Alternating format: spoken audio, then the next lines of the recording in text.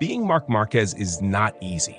It's like standing barefoot at the edge of a sword, knowing that one wrong move, whether in your control or not, could cut through everything you've built. One mistake, one crash, 1 millimeter too much lean angle, and you'll be shredded by criticism sharper than any high side. And not just from media, not from rivals, but from fans. Fans who come in many forms. Some are mature, wise enough to know how brutal this sport is. Some are diehards who want him to win everything, or they vanish in silence for days. Some are logical and neutral, true admirers of the sport itself. But there's one more kind, perhaps the most toxic of all: the chameleons. The ones who scream his name before lights out and roast him online before the flag drops if things go wrong. They hurt more than a crash. They leave a scar deeper than any surgery. Yet still, he smiles. He shows up.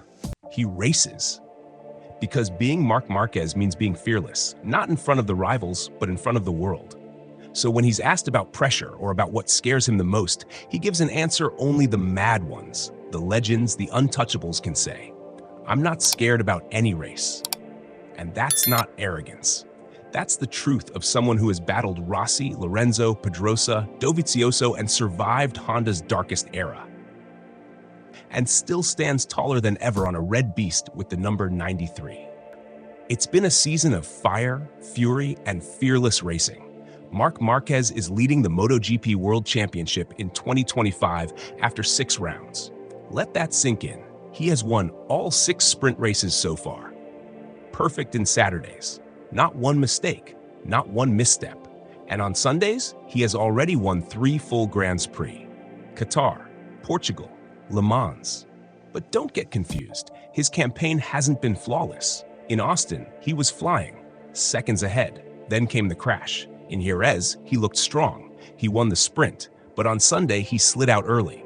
Despite that, he holds the red plate with a 22-point lead over the most unexpected rival of all, his own brother, Alex Marquez, riding the satellite Gresini Ducati. Yes, the Marquez brothers are 1-2 in the MotoGP Championship. And that's not a joke. That's not a fluke. That's the reality of 2025. But here's the question. Will Alex Marquez catch Marc Marquez? Or did Marc Marquez just make it clear that he stands apart from everyone else, including his brother? Let's find out. For years, people said Marc was reckless, wild, dangerous. But what they didn't see was the process. In 2025, Marc is not just fast, he's calculated. He's controlled. He picks his battles like a grandmaster playing chess at 350 kilometers per hour. In Qatar, he waited. In Portimao, he pushed only when he had grip. In France, when the rain came, he didn't panic. He brought home second place, knowing the value of 20 points. This isn't the Marc Marquez of 2019 or 2020. This is a 31-year-old veteran who has made peace with pain and is now chasing perfection. His bike? The factory Ducati, the most complete machine on the grid. And Marc? He's adapted faster than anyone expected. Like a shark returning to the ocean after years in a cage. He spent 4 years on the Honda, dancing with a devil no one else could tame. He paid the price, 9 surgeries, multiple crashes, and a drought that would have broken lesser men. But he didn't just survive it. He learned from it. Now, he rides with a sixth sense, knowing when to push, when to wait, when to strike. It's not just talent anymore, it's wisdom. He's not the same rider who broke records as a rookie. He's better. And now we arrive at Silverstone, a place where legends come to rise or fall. For Marc Marquez, Silverstone is a ghost track. It's been over 10 years since he last won here, way back in 2014, during his second championship season. Since then, fast laps, close calls, and heartbreaks. But something feels different this time. He comes in as championship leader. He comes in with 6 sprint wins and 3 GP victories. He comes in with momentum. And most importantly, he comes in with a point to prove. He was asked again before Silverstone, "Are there any circuits that scare you?"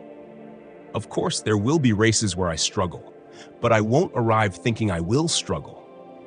I'll wait until Friday. After Qatar, I'm not scared of any track. That's not just confidence. That's terror for the rest of the grid. Because Silverstone is fast, it's flowing, It's brutal on the brakes and merciless on the tires, but it's also technical. And Marc Marquez, when he's in form, makes the technical look magical. The stats say he hasn't won here in 10 years, but stats don't define legends. Moments do. If 2025 has had a surprise so far, it's Alex Marquez. He's not just holding second place in the championship. He's doing it with quiet consistency. He hasn't been the fastest on Saturdays, but he's brought home solid points every Sunday. No crashes, no drama, just smart, clean, fast riding. He won in Jerez after Marc crashed. He fought bravely in France and Portugal. And most importantly, he's evolved. He's no longer Marc's little brother. He's a genuine title contender. But here's the catch. Is he fast enough to beat Marc Marquez across a season? The answer is complex.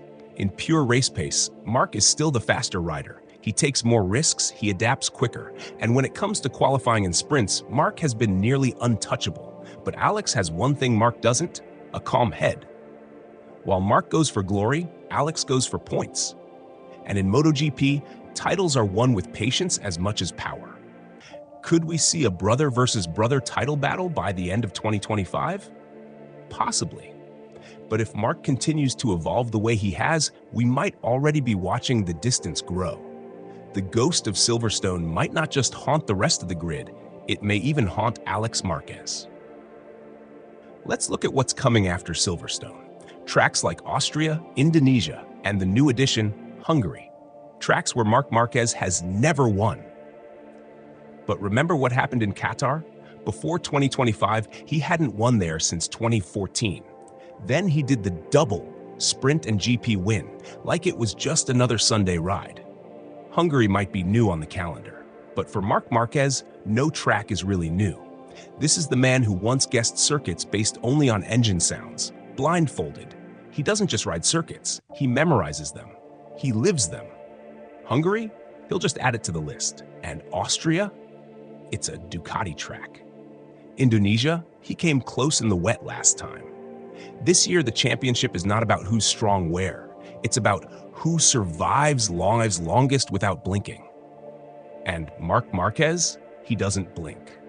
What we are witnessing isn't just a championship campaign. It's a story of resurrection. A man who lost everything, his health, his speed, his ride, his peace of mind, and then rebuilt it all with scars still healing. Marc Marquez didn't join Ducati to prove anyone wrong. He joined to prove one thing to himself, that he's still the best.